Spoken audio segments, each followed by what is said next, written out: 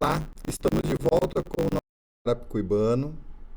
Meu nome é Alexandre Pimentel, sou professor, geógrafo. Estamos aqui com esse projeto que busca resgatar a memória da nossa cidade e discutir um projeto de uma cidade com qualidade de vida. Hoje no nosso programa a gente está continuando a nossa jornada, a temporada de homenagem à nossa Maria Amélia Pereira, a PEL.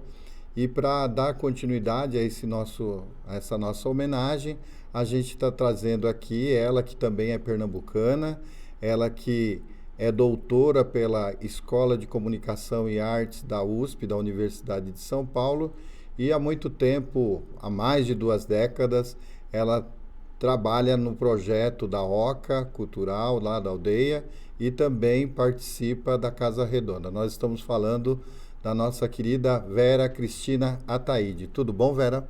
Tudo bom. Eu não sei se eu olho para você, se eu olho para aquela Fica à câmera. vontade, olha para mim, pronto. É melhor, né? A Vera, pessoal, para quem não conhece, ela já representou aqui, através desse projeto, representou a nossa cidade, a região, no Conselho Nacional de Cultura, tem uma vasta experiência. Vera, para começar nosso programa, como sempre, o que te trouxe em Carapicuíba? Na realidade, a relação Carapicuíba, eu sempre falo que é assim, a tradição brasileira cultural, seja a cultura popular, a cultura tradicional, e a figura do Fofão do Frevo, né? Que anteriormente a gente tinha um grupo chamado Calungas do Passo, que durante 8 anos movimentou muito a cidade de São Paulo com o frevo pernambucano e praticamente não tinha grupos. Era um trio, eu, o Fofão e o Valdemir Oliveira, um bailarino.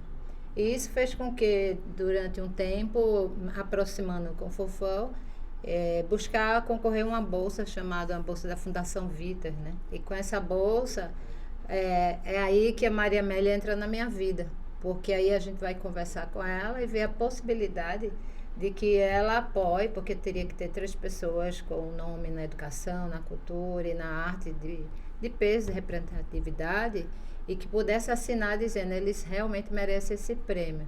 E aí a PEL, a Maria Amélia, foi uma dessas figuras. Só que ela fez assim, menina, é o seguinte, eu vou apoiar vocês, você e o Fufó, mas com a condição que esse projeto seja aplicado aqui na aldeia do Carapicuíba. Aí começa a trama. Que ano? Isso foi em 1998. 98, há É, 25 anos atrás. em 99, eu chego na aldeia em março de 1999, dia 3 de março. Ficou bem marcante esse dia. E começa essa jornada. Só que a minha intenção, né, era diante de uma bolsa de pesquisa, como artista, atuando nas esferas da arte, nos SESC, nos espaços culturais de São Paulo, era para 9 meses, né?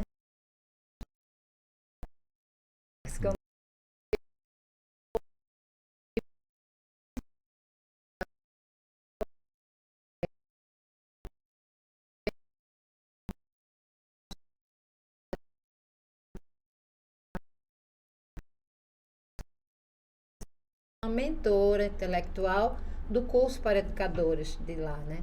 Então, minha relação com a PEL foi chegando assim, porque diretamente a relação com o Fofão, que já estava mais de 2 anos dentro, né, do projeto da OCA, que na época não se chamava OCA, né?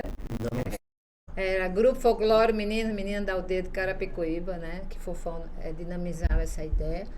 E, e aí, através dessa relação com o brincante, essa bolsa de 9 meses, a PEL também apoiou uma migração de um nordestino, um mestre da cultura popular do cavalo marinho, para ficar lá na OCA durante 3 meses, quase 4, como uma interação, como um intercâmbio. E nesse intercâmbio a PEL disse, mas onde a gente vai colocar esse menino? Aí disse, PEL, não vai dar, porque a gente não tem o valor, né, financeiro, a grana para trazê-lo. Ela disse, não, fica na minha casa. Então, em 1999 é um divisor de águas, porque só tinha o Fofão, eu chego e foi finalizando o ano, chega esse migrante, cortador de cana, bordador de gola e brincador de cavalo marinho. Um jovem de 24 anos, de Elcio José. Então, foi assim a minha chegada na aldeia. Já estou, um prêmio que a gente conquistou. E na realidade foi interessante que eu disputei essa bolsa, né? Tinha o nome do Fofão também, na dança. E não fomos contemplados, que era para ser o resultado de janeiro. Quando eu fui em maio, a Fundação Vita me liga, e a Fundação Vita era almejada por todo o Brasil, por museus, por Casa de Cultura, por né?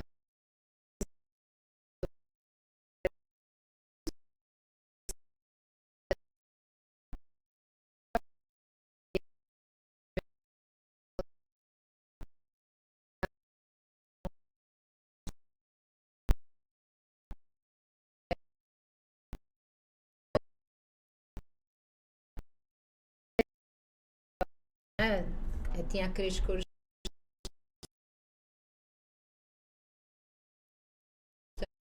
teve com a gente 18 anos de yoga, que está nos Estados Unidos, por isso que ela não está com a gente, e também da Casa Redonda, um braço assim absurdo, né? Foi um braço direito da PEL, quase uma filha mesmo, né? Sim. Durante todo o percurso da Casa Redonda.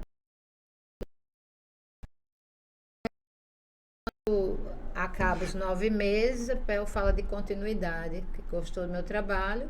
E uma motivação de eu estar lá na OCA também foi uma coisa interessante, porque era só Fofão, de educador homem, né? Rapaz, na época.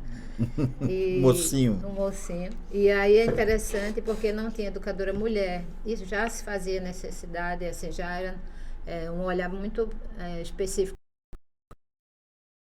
para isso, porque os pais e os adolescentes da vivência. Porque dizia, minha filha está crescendo, educador homem. Hoje isso não aconteceria, Sim. porque acho que as coisas estão mais claras, os preconceitos estão Sim. menores, as coisas estão mais claras. Consolidou-se, né? Mas agora, mas na época não. Aí eu entro também com esse lugar. Isso também foi um argumento da Bolsa, que era uma educadora e artista mulher, para que tivesse essa dinâmica das crianças que iam indo para a adolescência, as meninas não saíssem do projeto. Então, durante um bom tempo ficou eu e Fofão, e no decorrer chega Moché, Meire, aí Sim. chegam outros pernambucanos. Sim. Então, a princípio, a PEL Uma enxurrada de uma pernambucano. enxurrada de pernambucano. O projeto tem esse apelo com a cultura pernambucana muito forte, né? Todos muito comprometidos com a música, com a dança, com a cenografia, com o vestuário, com a questão de matriz africana, a questão da cultura negra, estética. Então, né, o fazer dos tambores dentro da OCA. Então, houve um boom muito forte nesse início para o ano 2000, quando chega Moché, quando chega Meire. E a gente também vai migrando de espaços, né? Eu acho que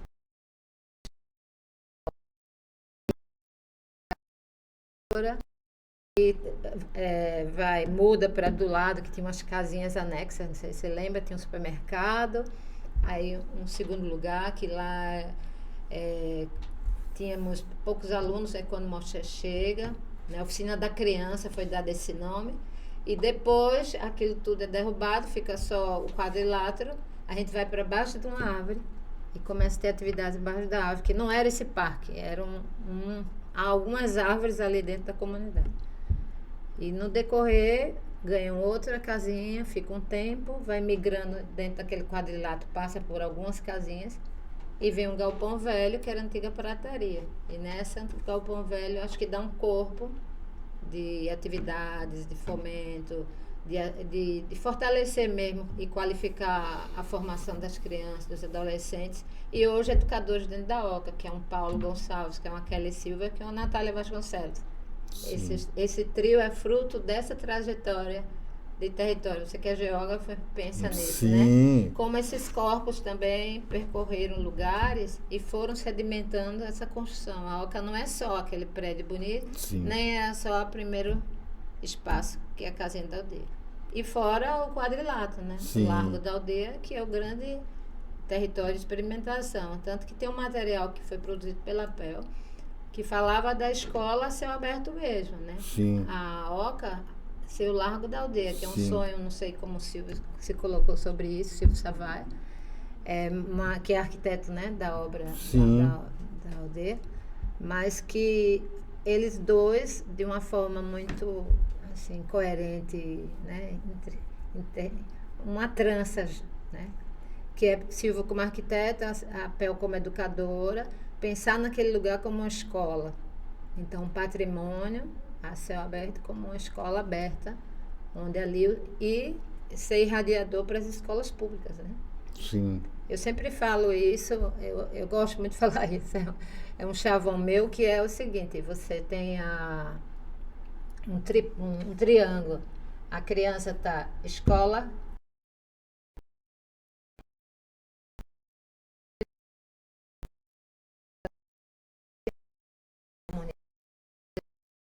as distâncias são equivalentes.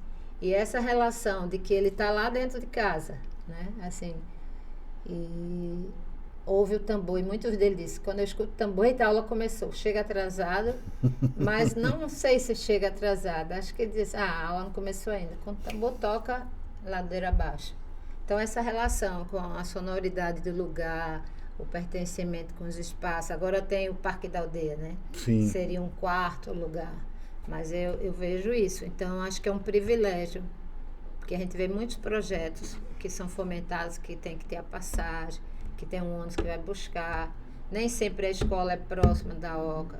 E essa relação da OCA, né, como parceria também desde o início, principalmente da Esmeralda Beck e a Maria Helena Escabelo, né, essa relação de total incentivo para tudo começar. A PEL se une a Maria Helena, e as duas surda, né? Maria Helena, musicista. Não sei se você conheceu esse lado. Claro, não. O lado músico da Maria Helena, ela não. era pianista, mestre. Pianista? Tocava acordeon. E eu vi a cena já dela com acordeon. Então, pegar uma diretora onde a sua formação era artística. Artística. Então, a PEL encontrar essa mulher. Madergan, né? É o sobrenome. Que eu uso mais Escabelo. Não, é porque hoje virou o nome da escola e todo mundo só fala Madergan, né? Mas é a Maria Helena.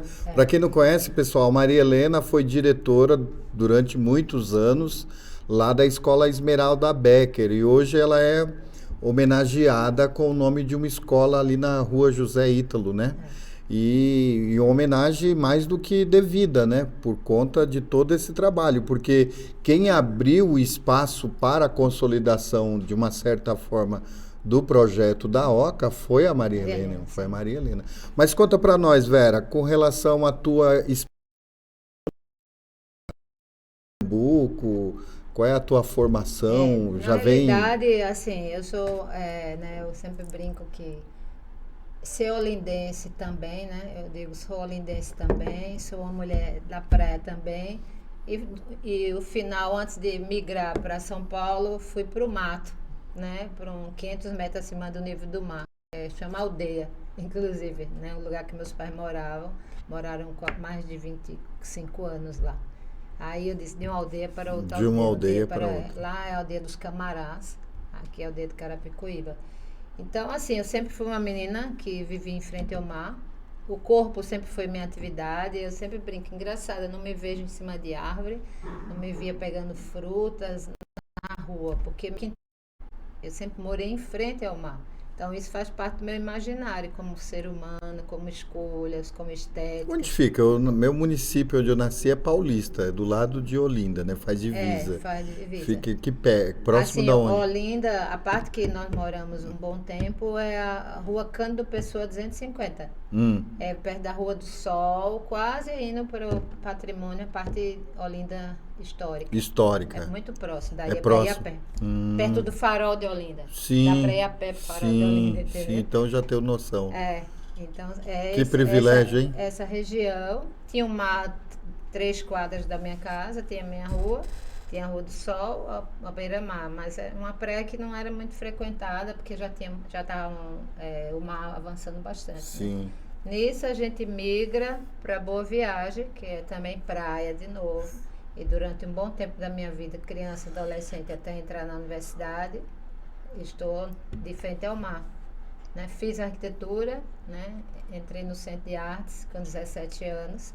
E essa foi uma trajetória, convivendo com o povo do teatro. Você é da arquitetura? Sou arquitetura, Por isso que eu falo muito de espaço e território, eu gosto muito, né?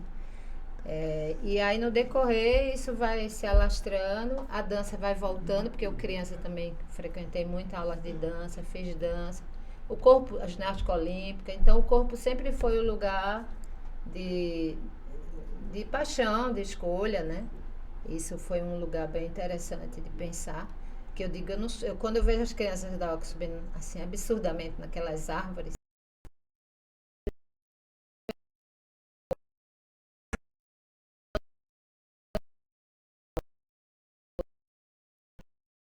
eu faço, nossa, Vera, você sabe fazer isso. Entende? Quer dizer, a minha memória, como ela é. Então, isso permitiu que. Você está falando aqui, eu estou imaginando, porque a minha infância em Pernambuco, eu vivi só um pedaço da minha infância em Pernambuco, eu lembro exatamente isso, de estar nas árvores, né, nos cajueiros, sempre coletando fruta, sempre no meio das matas. Um passado meu me permite. E tem uma coisa que é interessante, porque eu vi, hoje não muito, mas antes de ter esse prédio novo, já essa nova obra da OCA, essa nova, eu via histórico muito das crianças, eu lembrava muito de mim, só que num padrão assim, né? Eu tinha uma qualidade de vida, tinha um poder aquisitivo melhor com meus pais, filha única, né? Tive condições de ser criada de uma forma com mais qualidade, com mais condições. Mas eu vi assim, crianças de 8, 9 anos ficando na porta da OCA esperando a gente chegar, ou eu, fofão, sabe? Aí eu me lembro muito, com 8, 9 anos, indo para a escola, os 2 períodos, né? Porque no caso a criança da escola pública, um período está na escola, ou no contraturno está na OCA. E Sim, no meu caso, eu tenho o privilégio que na minha escola permitia que você tivesse outras atividades, são serviços dentro da da própria escola. escola. Entendeu? Que Então eu tive esse privilégio de fazer judô. Eu falei, meu Deus, fazer judô. Né? é com o corpo também, né? De um outro tipo de. Mas é interessante, porque a maioria, muitas meninas saíram da escola e os pais, de uma forma muito machista, tiraram os meninos, porque era obrigado a fazer judô. E aí as crianças, os pais tiraram. Preconceito, mulher não faz judô, minha filha não vai fazer. Enquanto meu pai pensava o contrário. Opa, que bom defesa pessoal, para se defender na vida. Sim. Né? Então, tenho esse lugar, mas eu me sinto, assim, olhando, quando eu olho as crianças dançando,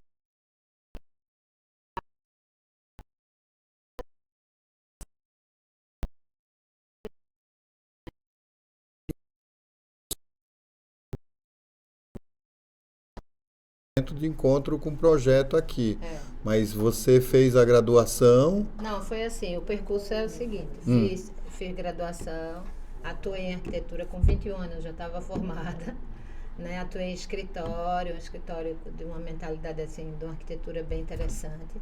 E no decorrer eu fui voltando para a dança, fui voltando para as artes cênicas, porque era algo que fez parte da minha adolescência e infância. sim. Aí eu começo a dialogar com essas duas coisas. Aí eu entro para um curso de formação para atores,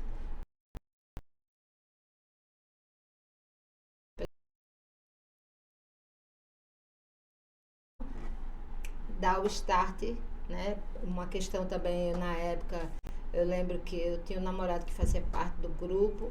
E Verinha, você tem que ir para São Paulo, porque você tem muito talento, você é cenógrafo, você é isso, você é aquilo. Enfim, A arquitetura permite isso. permite, abriu esse leque, né? Aí eu acredito nesse sonho e venho. Então, eu venho para cá, mas eu não abandono a arquitetura logo que eu chego. Tive o privilégio de trabalhar com o doutor Aurélio Flores, era um arquiteto mexicano. Hoje eu acho interessante, né? Porque eu tenho uma relação muito forte com a questão da América Latina. E nessa época eu nem tinha noção, né? Esse Aurélio, a arquitetura mexicana é algo muito potente, muita pesquisa e a cultura, né? Sim, Frida Kahlo, né? sim. Tudo isso. E aí eu fiquei com ele quase 3 anos. Até que eu rompo, assim, não é uma briga, não é um rompimento, é uma decisão. Sim. Eu começo a investir realmente na questão das artes cênicas, com a dança, e começo a trazer a cultura pernambucana para o meu repertório, porque quando eu chego aqui eu vou para o teatro, eu vou para as artes cênicas. Talvez se eu não tivesse colocado a cultura popular na minha trajetória profissional, encontrado fofão, não sei dizer, hoje não dá mais para falar sobre isso, eu tivesse atuando, eu tivesse firmemente no mundo das artes cênicas de São Paulo, ou pelo figurino, ou pela sonografia, ou na cena. Porque eu comecei assim, vindo para São Paulo. Trabalhei em espetáculos com temporada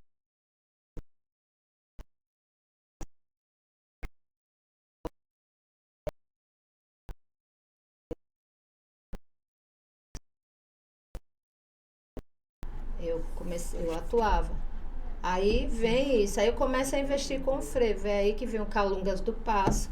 E com o Calungas do Passo eu conheço o Fofão. Porque era um grupo, eu e o Val,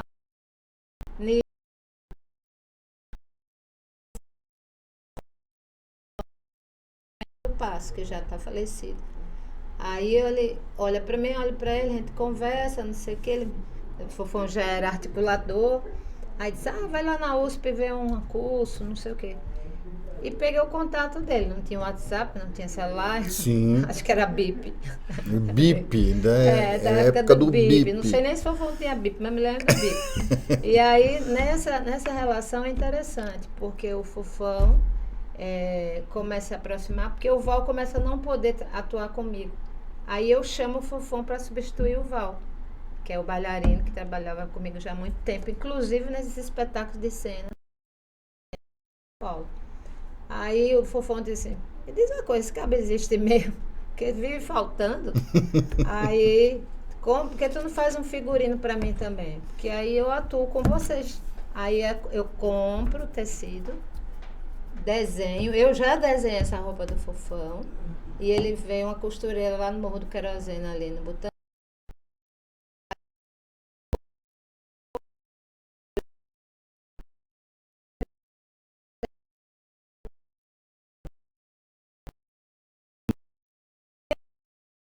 Não, mas assim, em São Paulo não tinha esse espaço Não, não tinha. para É essas manifestações. pioneiro, É é pioneiro. pioneiro, é. E aí, nisso aí, o que acontece? Aí o Fofão já atuava em Carapicuíba sozinho, né? O começo dele era solo, né? Com alguns. Sozinho. Sem a Pel. Não, não, a Não, Pel a Pel foi que descobre ele. Porque na realidade eu gosto também de falar muito nessa história, eu escrevi já artigo, uma coisa assim sobre isso, que eu vejo a Oca como um lugar da educação, um lugar da arte, né?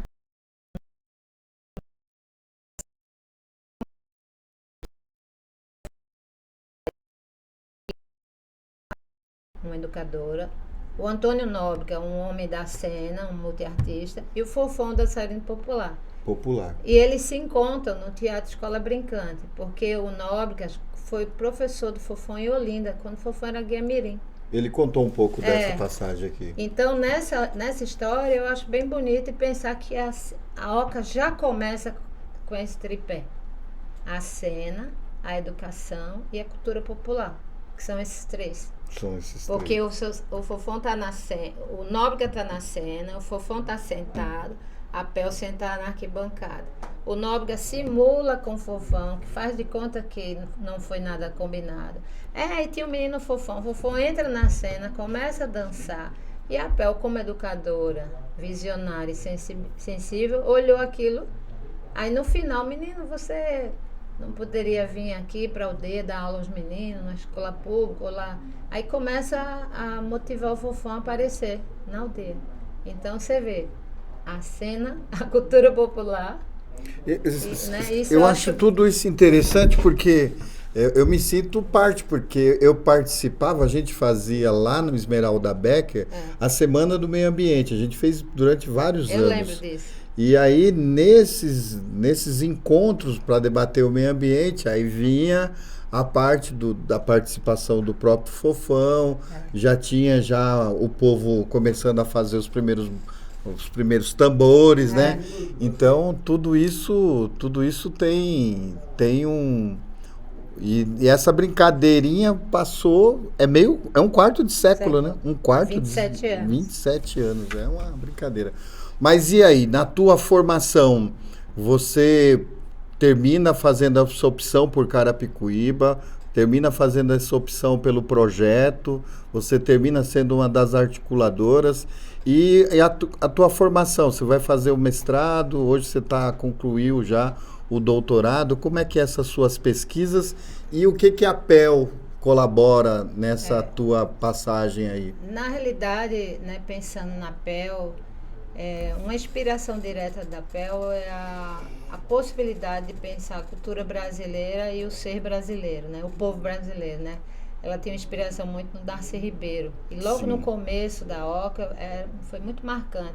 ela colocava muito para os alunos e para 2 educadores, no caso, eu e Fufão, e depois veio o Moshe e a Mel, todos aqueles vídeos que falavam do povo brasileiro e suas matrizes, né? Eu Isso lembro, foi muito, passou várias vezes na TV. isso é muito marcante, né? A PEL trazia para a sala de aula ali para dentro.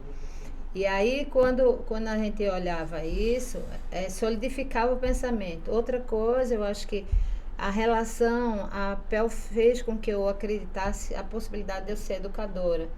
Porque eu tinha até dificuldade de falar sobre isso, de ser educadora, não pelo preconceito, pela uma posição mesmo. Eu vim das artes,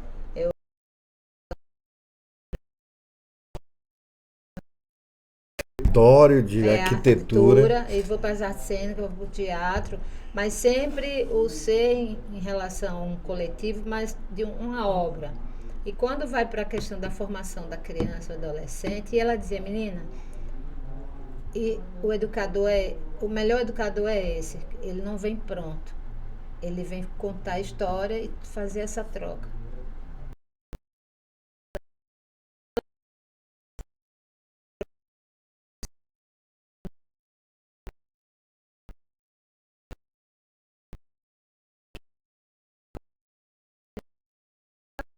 E tem uma contribuição de muita qualidade. E a gente reconhece hoje, né, desde que vem o Fofão, um educador com diferentes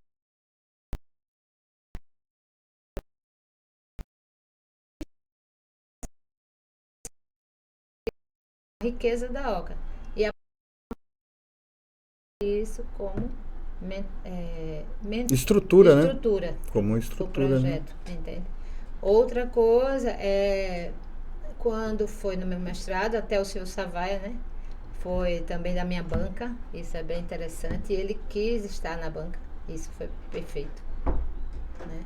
E ele disse assim, Vera, eu quero estar, né? Porque a minha orientadora era Inaicira, neta de mãe e senhora, está na minha história. E no doutorado ele quase está, ele terminou sendo suplente. Então, os dois foram mentores também dessa minha formação, acreditando, né, que eu podia transcender e ir ao mundo, ao ponto que o doutorado eu transcedo e a América Latina entra, o Caribe entra, e passei 6 meses lá ausente da OCA. A OCA abre esse espaço de uma compreensão. Você foi para Cuba, isso? Passei 6 meses lá. Né? Quer dizer, eu fui várias vezes, mas a última vez atrelada ao doutorado, eu fiquei praticamente 6 meses em pesquisa lá, né? Santiago de Cuba. Então Santiago a PEL, de Cuba. acho que tem uma coisa também.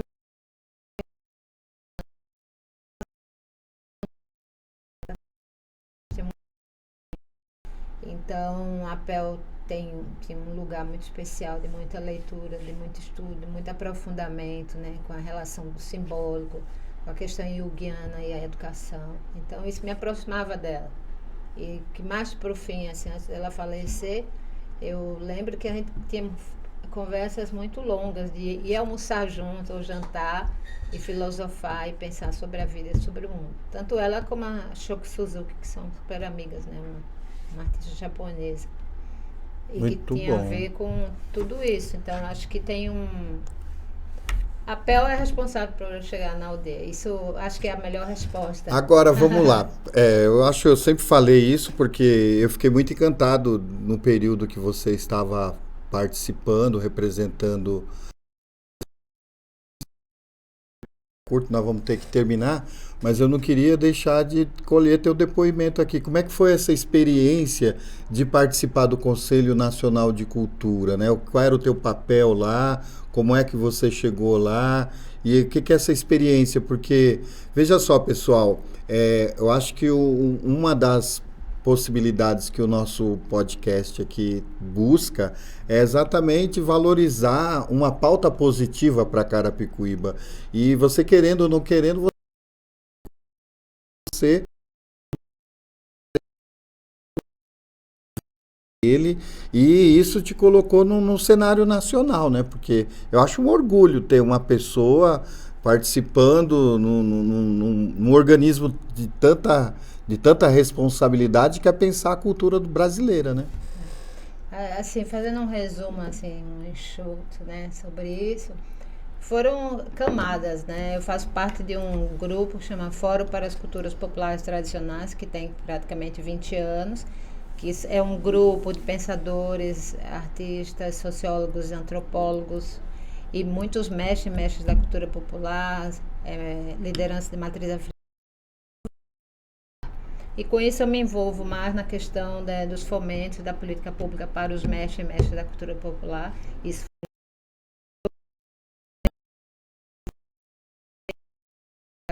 foi o Sim, concurso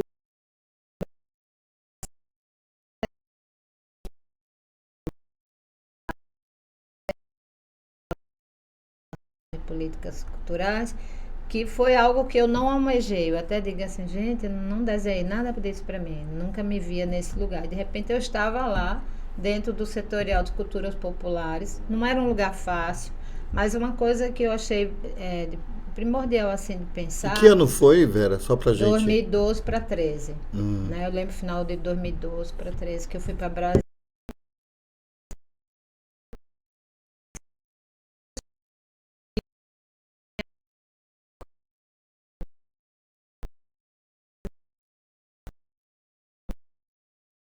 E um legal. professor passa na sala de aula lá na educação da USP, na pós-graduação, Marcos.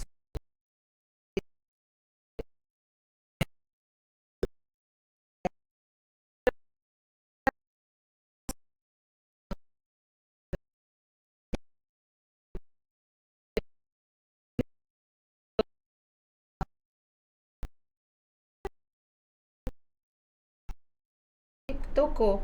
E quando eu vou para lá, eu falo assim, nossa, todo mundo muito engajado, muito articulado, mas eu entendi, mas com essa minha experiência, de uma forma muito com mais qualidade no municipal, porque coincidiu, eu consegui também transcender mais com propostas no fórum.